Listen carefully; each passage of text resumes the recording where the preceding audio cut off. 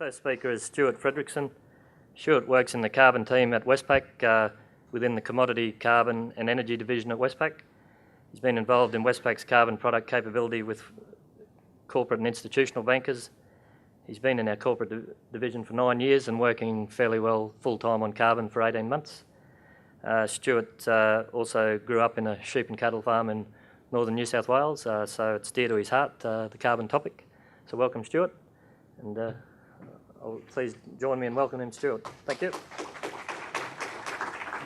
Thank you, Rolly, for the warm welcome, and thank you. It's very nice to be in Toowoomba.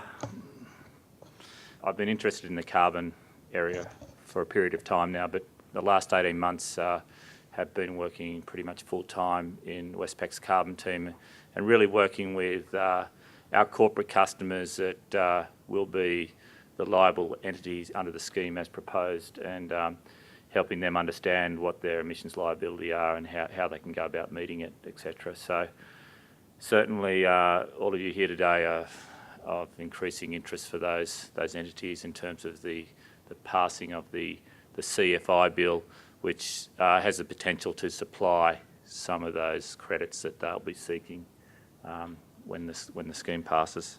Just quickly, just to outline the structure of my presentation today.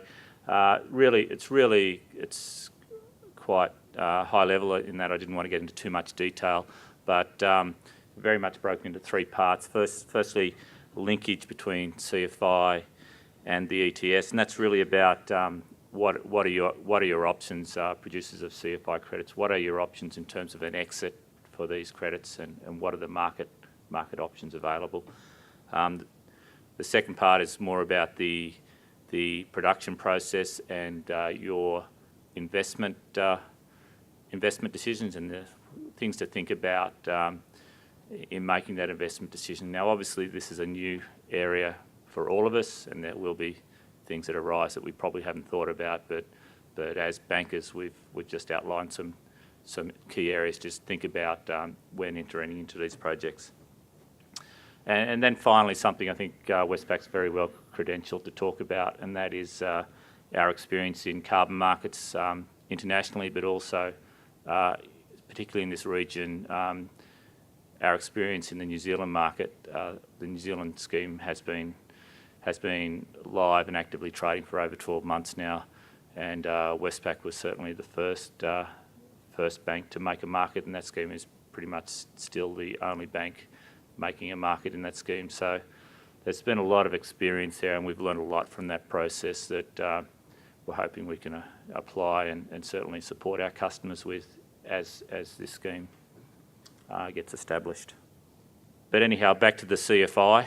So it's important to recognise there's two distinct bits of legislation there: the CFI legislation, the CFI bill, and the Clean Energy Future bill, which has not been passed by Parliament yet. So very much today we're talking about the CFI bill, as per my understanding. So, the CFI bill will generate, if you enter into a CFI project, you will the goal of that will be to generate ACCUs, or Australian Carbon Credit Units, and for every tonne of carbon you can prove you've abated that meets the methodology that, again, I won't go into because I think following Michael from Greening Australia will cover that off in detail.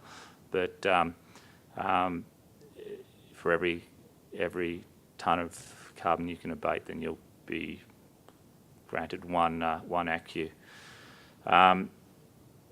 Just broadly, in entering the projects, it's very important to understand the methodologies, and certainly there's already a positive and negative list up on the Department of Climate Change website, which gives some indication of what's definitely acceptable and what's definitely out. So, in thinking about projects, and then the last point, CFI, what markets can they supply?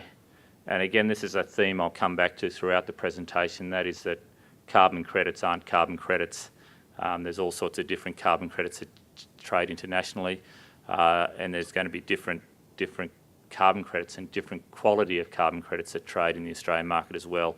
And obviously, the lower quality carbon credit, the less the less the price that will be paid for those credits. So, but particularly as proposed in the carbon price scheme detail, during the fixed price period, which I'll cover off in a little bit more detail in following slides, liable companies, that's the corporate emitters, the companies who are liable under the scheme to pay for their emissions.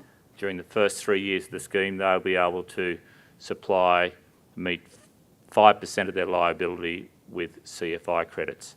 And then when the scheme moves to a floating scheme, in 2015, they'll be able to meet all of their liability with CFI credits if they are available. Also, as proposed in the CFI bill, they can be sold on international markets with a degree of subjectivity around what the rules are going to be post 2012.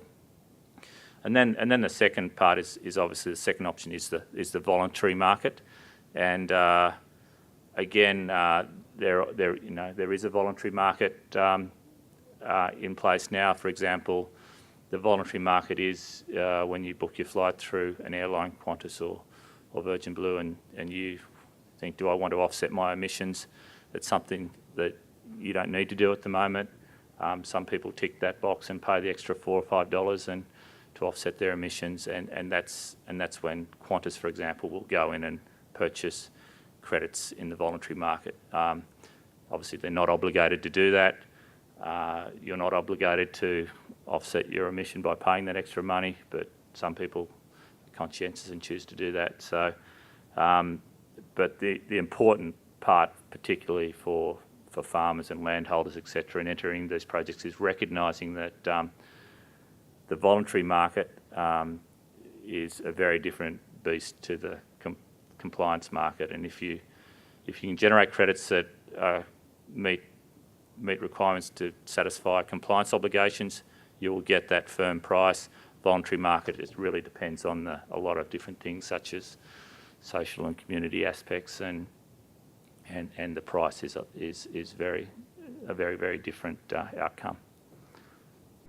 Just on Westpac's carbon capability, I think that the key thing that we bring to this market is really regionally our experience in the New Zealand market, and having observed firsthand how that market's developed, there's a lot of key learnings there that we're looking to apply in the Australian market when it starts July 1 next year.